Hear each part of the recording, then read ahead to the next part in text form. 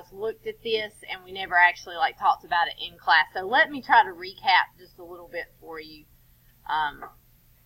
what we're looking at in this section. So we've really got 3 chapters to go. We've got chapter 12, chapter 15, and the log chapter, which I think is 11. The log stuff, you're more or less going to be left on your own to do most of that. It is the module that you guys worked a little bit on Thursday and hopefully worked on some over the break, because if not, you've got quite a bit to do the next couple days. On Friday, that stuff from the log module will be due. I will take up the homework part of it, the worksheets that you were supposed to do.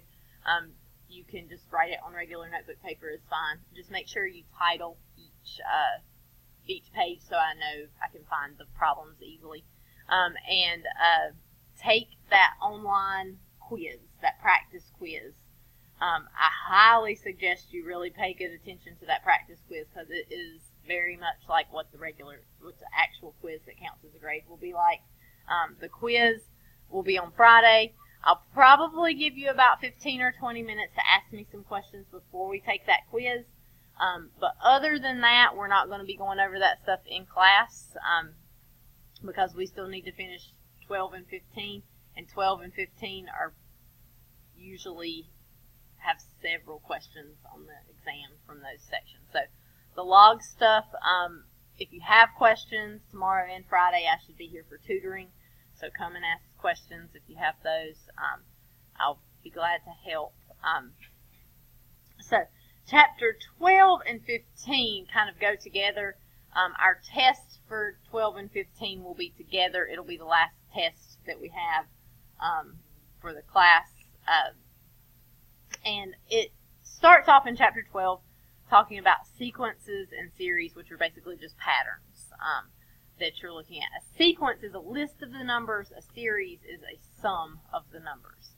So the part that you looked at whenever you did those notes at first were arithmetic sequences. Arithmetic sequences are sequences whenever you're adding or subtracting a number. So if your pattern is 3, 5, 7, 9, you're adding 2 each time. So that's an arithmetic sequence. We will look also today at geometric sequences, and that's going to be when we're multiplying or dividing. So the common difference is that number that you're adding or subtracting. There were a couple examples. And then we looked a little bit at recursive formulas. That is like what we did on the warm-up. Then this arithmetic sequence, you've got these formulas that you can use. If you still have your formula sheet, I don't know if I've got a copy of one right here. If you still have your formula sheet that you could use on the last test that we took, these formulas are on that formula sheet. And you will be able to use that formula sheet on the test that we will have for the section. You'll also be able to use that formula sheet, well, not that particular copy, but they'll give you a copy of that formula sheet for the exam. These are the top 2. The thing about them is it will say arithmetic and geometric, but it just gives you a sub n equals a sub 1 plus n minus 1 times d. You have to know what all those stand for because it doesn't define each term. But these are really good shortcut formulas, because if I ask you to find the 43rd term in the sequence, you could very well, in your calculator, type it in, you add 2 each time, you do that 43 times, you get 81 as your answer. But if you're having to do that 43 times, it's likely that you'll make a mistake, and the shortcuts make it a little bit quicker, and they also make you a little less likely to make a mistake there. So let's look at example 7, because example 7 is an application problem that we'll be looking at. So to encourage aggressive sales, you are paid $3,750 for the first house you sell, $4,250 for the second house, $4,750 for the third house, and so on. So for this really to be an actual situation, I would have to imagine that every single house that you are selling is the same. So This might be like condos in a building or something, or maybe mobile homes or something, something where everything is the same. If you're actually a realtor that is selling houses, every house is different. You're not going to get paid per house. You get paid based on like a percentage that you sell, of what you sell that house for, like a commission. But let's say that you work in a condo build, or you're working for a developer and selling all these units for a condo building, which if they're all the same, if they don't have 2 bedrooms and 3 bedrooms and whatnot, then they're all going to pretty much cost the same. So if this were the case, we want to know how much money you would make if you sell 15 houses. So this time we're not looking at how much money you make on the 15th house. We want to know how much you make all together, right? So one way we could do this problem is we could just take 3,750 plus 4,250 plus 4,750 plus. How much are we adding each time? $500, right? So the next one would be 5,250. So we could just do that 15 times, right, until we get the answer. And that will work, and if you can't remember how to use the formulas on the exam, do that. You'll get the right answer if you do it correctly. But the formulas can help us find that sum more quickly. So the formula we're going to use here is the S sub n formula. And it's n divided by 2 times a sub 1 plus a sub n. And this S sub n is the sum of a finite arithmetic sequence, or sometimes called a partial sum. Finite means that it ends. We're only selling 15 houses. We're not selling infinity houses, right? You can only use this formula if you're selling, you know how many you're selling, which normally you would in this case. So whenever we are trying to find the sum of 15 here, so my n would be 15. So I would have 15 divided by 2. And then how much did we get paid for the first house, our a sub 1? 3,750. And a sub n, that would be my a sub 15 house. Do I know how much I got paid for the 15th house? I do not. So what I could do is I could use the other formula that you were using in those notes. And that other formula is this a sub 1 plus n minus 1 times d. So that a sub n equals a sub 1 plus n minus 1 times d. So in this case, that would be 3,750 plus 15 minus 1 times, what is the d here? 500. That d is the common difference. It's the amount you're adding each time. So that would be 500. And if you think about this, this makes sense. You've got the first term already. This is going to be 3,750 plus 14 times 500. That's like adding 500 14 times, right? That's going to get you to your 15th number. So, let me get the calculator out here.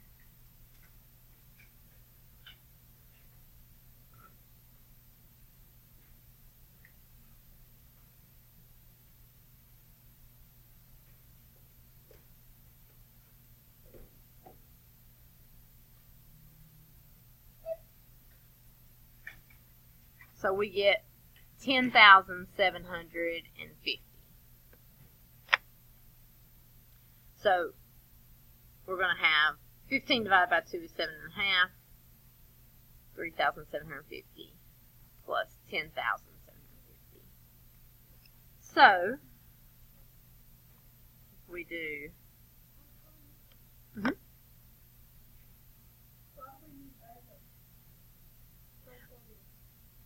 So the formula, we're using the S sub n formula, but S sub n has this a sub n in it, which means we got to know the 15th, how much money we made off of the 15th house. So to find that, I've got to use this other formula over here.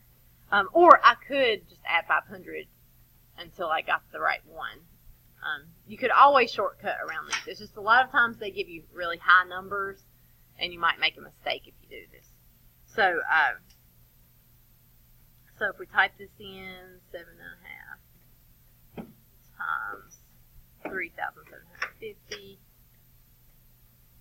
plus 10,750, it's going to give us $108,750.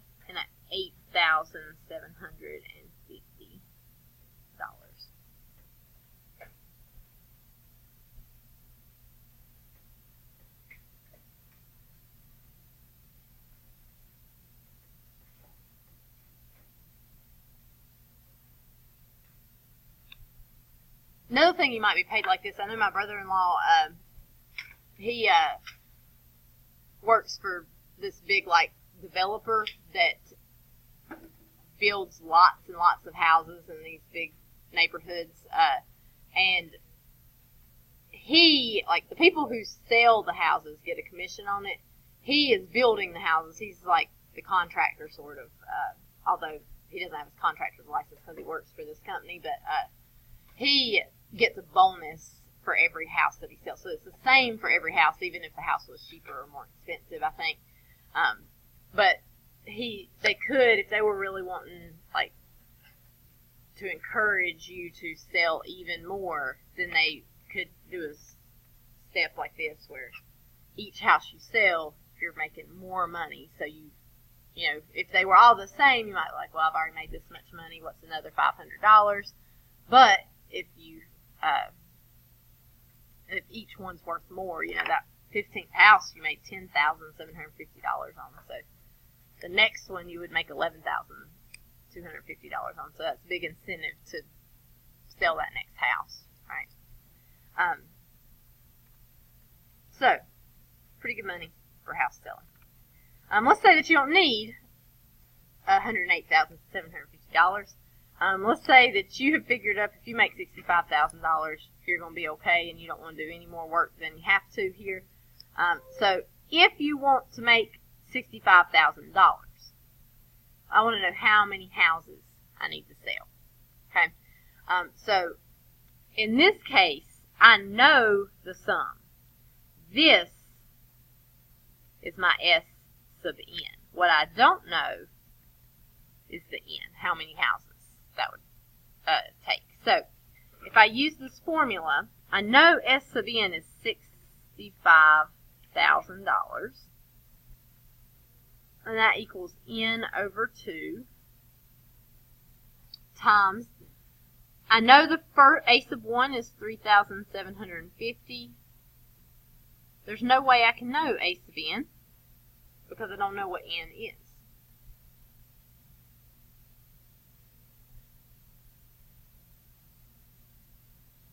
Now, I can't solve that because it's got an n and an A sub n. So, any ideas on what I could do? I really need to just have an n because that's what I'm looking for, right? What could I do for this A sub n here?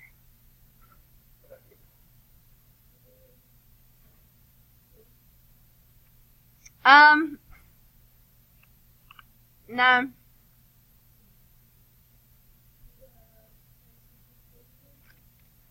Well, I know for 15 I made $108,750. So I know that the answer to this question is less than 15. I could just do some guessing and checking until I get the right answer. And that might be what you resort to in this. It'd be okay. But because I'm trying to show you for every situation, let's think about using this formula, right? A sub n equals A sub 1 plus n minus 1 times d. So if A sub n equals this, we could plug it in for A sub n. Which will make it more complicated, but we can do it.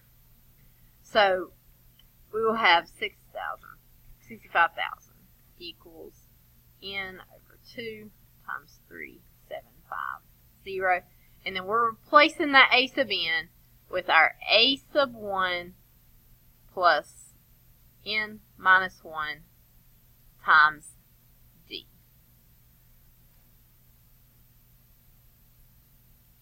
Now, I know what a sub 1 is, right? It is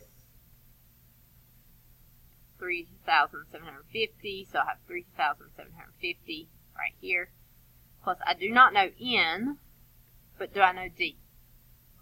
It is 500. And now I have this equation so that it's completely ends.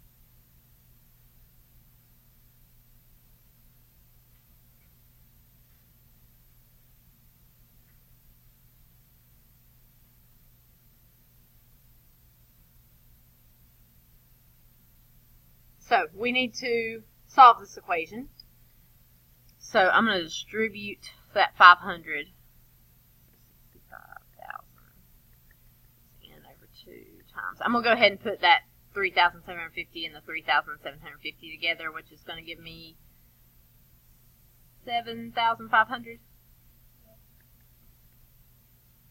And then I'll have plus 500 n minus 500.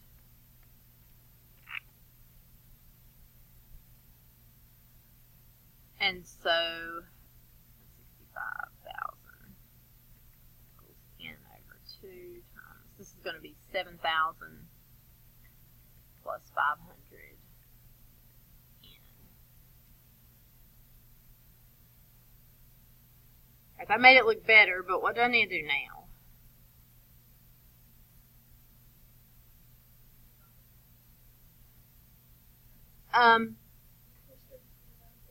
I would distribute the n over 2 is what I'd probably do. If we were trying to get rid of that 2, we'd have to like multiply by 2 since it's in the denominator. You could do it that way as well.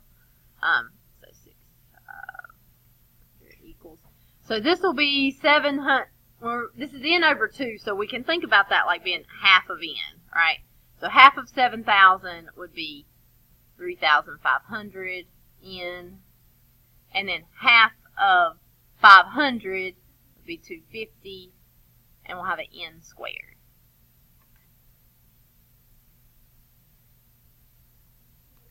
Oh gracious, how do I solve this?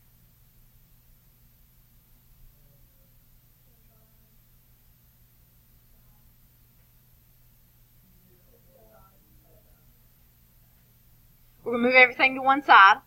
And it might factor. These numbers are so big, I would probably just do quadratic formula for this. Because that, like this might factor, but it also might not. So I would probably just do quadratic formula. So we got 250 n squared plus 3,500 n minus 65,000. And we probably could divide off the 250 if we wanted. Let's do that. Let's divide off the 250. So if we divide by 250, you don't have to do this step. It's just going to make your numbers smaller to deal with. So we get n squared. Let's see, 3,500 divided by 250, 14 minus 260. Okay, and then we could. I don't know if this will factor or not. I'm going to go ahead and do quadratic formula instead of trying because it's probably not going to be easy if it does factor. So we'll have negative 14 plus or minus square root of 14 squared minus 4 times 1 times negative 260 all over 2 times 1. So it'll give me negative 14 plus or minus 14 squared minus 4 times 1 times negative 260 is square root of 1236 all over 2. So negative 14 plus the square root of 1236 divided by 2, we get n equals 10.578.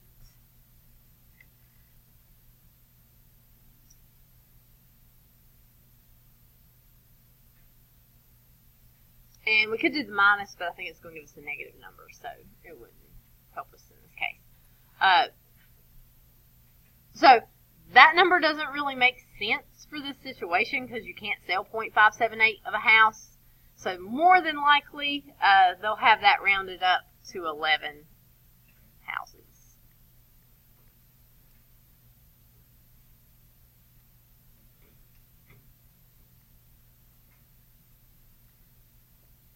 Now, this I wanted to show you the formula way to do this problem because there may be some that they give you that formula way is about the only way that you can do it. But when you have these problems, if you can figure them out just using common sense, it's okay to do that. It might be easier. For example here, if I did 3,750 and I added 4,250 and I added 4,750, there's my third house, right? Oops, didn't add the right thing, but I have 8,000 plus 4,750. All right, there's my third house. Then the next one would be 5,250. There's the fourth house. I could just keep doing this till it goes above 65,000. That would probably be quicker. You just have to be really careful when you do that to make sure you're counting the houses correctly. So if you can use common sense to do these problems, it's fine to do that, but you might run into some where you have to use the formula for these because it either is just way too big or they give you like selected information where you can't figure it out otherwise. Okay. Questions?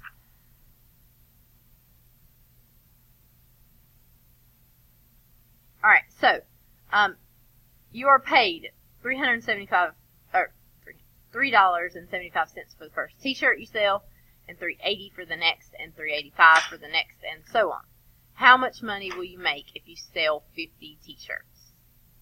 So this is just like the house problem that we just did, the part A of it anyway. So I want you guys to try this on your own. All right, you'll use that same formula that S sub n equals n over 2 times a sub 1 plus a sub n. All right, and what is our n for this one? 50. So we're looking for S sub 50. So equal 50 over 2 a sub 1 plus a sub 50. Okay, so try this one on your own. So we know the first shirt we make $3.75. So we know this is going to be 5, or well, 50 over 2 is 25. So let's go ahead and divide that. 25 times 375 plus whatever I get for that 50th shirt. But I don't know what I made on the 50th shirt. I could, in my calculator, add 0.05 to 3.75 50 times and figure out how much, or 49 times, I guess, and figure out how much that one cost. But if you try to do that 50 times, you're likely to make a mistake. So instead, let's use that formula, a sub n equals a sub 1 plus n minus 1 times d. Okay? So for the 50th shirt, that would be 375 plus 50 minus 1 times each shirt. I'm making an extra 5 cents, right? So 0.05.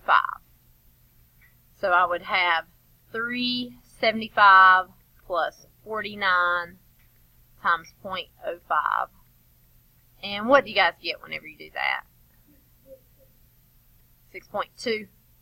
Okay, so $6.20 for that 50th shirt.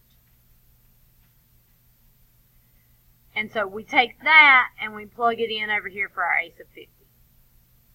And so we take 25 times 3.75 plus 620. We just type that into our calculator. So our sum of the 50 shirts is going to be $248.75.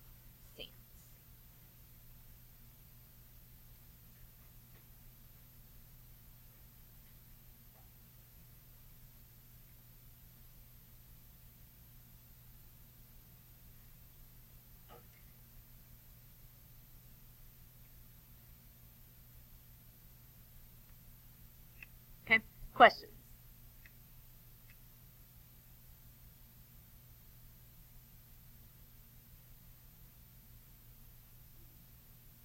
Okay. All right, so that is all dealing with arithmetic sequences. That means we're adding or subtracting a number each time, right? We do also need to look at geometric sequences some. So a geometric sequence is formed by multiplying the previous term by a constant. And that constant number is called your common ratio, or the R, in your formulas that you're going to see here. So, so these formulas, first of all, for a geometric sequence, often they look like they're dividing, but we always want to multiply. So if it looks like it's dividing by 3, we could multiply by 1/3. Or if you look like you're dividing by 7, you could multiply by 1/7. That's the same thing. So one of the formulas that you're going to have is a sub n equals a sub 1 times r to the n minus 1 power. All right. This will give you whatever term of your geometric sequence you're looking for. So, for example, if I'm looking for the 28th term of the sequence, 8,000, 4,000, 2,000, and so on, then I could just divide by 2 over and over until I've got to the 28th number, right? And you could probably do it without making a mistake, but you might make a mistake. The quicker way is to use this formula. So, a sub 28 would equal a sub 1, which is 8,000, times, what is our R here? 1/2 or 0.5, either one. There. So typing in the calculator, 0.5 is probably easier to use, and that'd be to the 28 minus 1 power. So we're doing 8,000 times 0.5 to the 27th power. And if you think about it, it makes sense because that means you're multiplying it by 0.5 or taking half of it 27 times, which would give you the 28th number. So we're going to type this into our calculator. I bet it's going to give us scientific notation on this. It's going to be a tiny number.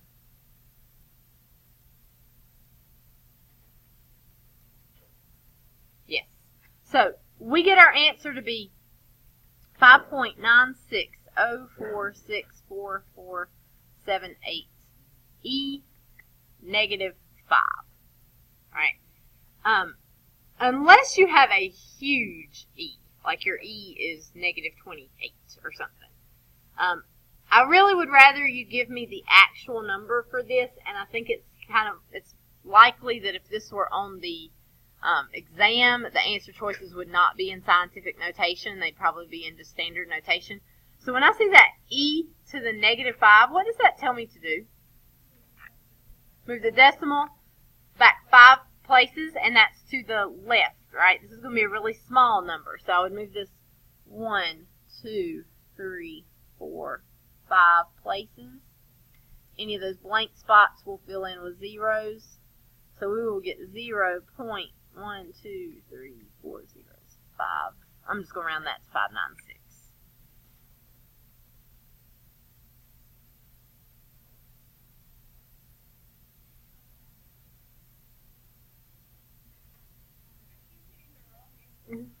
Okay, good. Alright, questions on that one. Don't be surprised with geometric sequences if you get really tiny numbers or really big numbers, because geometric sequences, when you multiply or divide, those numbers are going to change really quickly, whereas with arithmetic, they don't as much. So,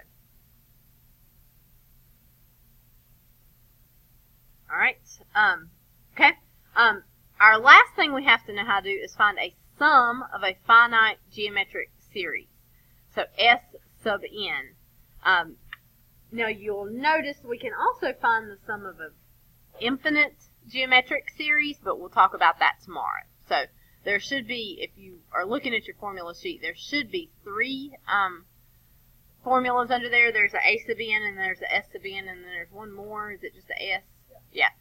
That last one we will use tomorrow. So this is our S sub n. So that means I know I've got 10 terms here. I know I've got 15 terms. we'll look at the infinite tomorrow. So the thing I like about the geometric, the formula is more complicated, but you don't have to find anything extra for the geometric, where with the arithmetic we would always have to go find the 50th term and then plug that back in. We don't have to do that here. So if we want to find the sum of the first 10 terms of 16, negative 48, 144, negative 432, then we're just going to use this formula here. We don't have to find a specific value. So my S sub n, or I guess I should say S sub 10 here because we have 10 terms, would be A sub 1, which is 16, times 1 minus, what is our R here? What number are we multiplying by to get 16, negative 48, 144, negative 432? If you're ever stuck and you don't know, just take a term. Yep. So take a term like negative 48, divide it by the one before it, 16. Alright. Or you could take 144, divide it by negative 48. Just divide it by the term before it. Negative 432 divided by 144. We're getting negative 3. If you ever notice the signs alternating, then that means that it was a negative number. Yeah. Right. And you want to kind of look at that. Sometimes you want to look at like it's arithmetic, like you're subtracting and adding, subtracting and adding. But if you ever notice the signs are alternating, then that means that you are multiplying by a negative number. So we would have negative 3 to the 10th power over 1 minus negative 3. I would probably be careful typing this in right here. I would just, 1 minus negative 3 is going to be 4 on the bottom there. I have 16 times 1 minus. You have to put that negative 3 in parentheses and close the parentheses before you raise it to the 10th power. So we get negative 9,44768. If we divide that by 4, we get negative 236, 1,192.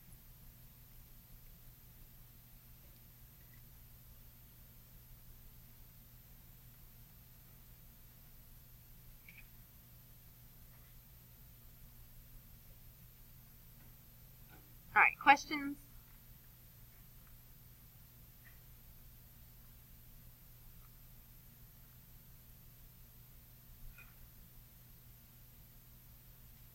Okay, so your assignment is going to be, and I did give you part of this assignment Wednesday because some of you were finishing your notes early, so there's a possibility some of you may have started on this, so you may want to check through your notes and make sure if you think that was you that you don't already have a little bit of this done. So we're going to do page 763, we're going to do 17 through 37, odd, and 52. And then on page 771, we're going to have 17 through 23, odd, and then 37, 39, 43, and 46. Okay. Some of the first ones should be really quick, where you're just plugging in to find the 10th term, or maybe filling the next 3 terms in a sequence. Some of the other ones you might have a little bit of equations to do there. Should we have already done the 17 to 37? You might have. I did not assign it to turn in, but I did give you those numbers because some of you were finishing your notes early, so you may have started on it. You might want to look through before you begin this. And if you didn't finish your notes in class, then you probably definitely did not start on it. But if you finish your notes in class, you may have started on it. I think I finished that. Yeah, so you may have started.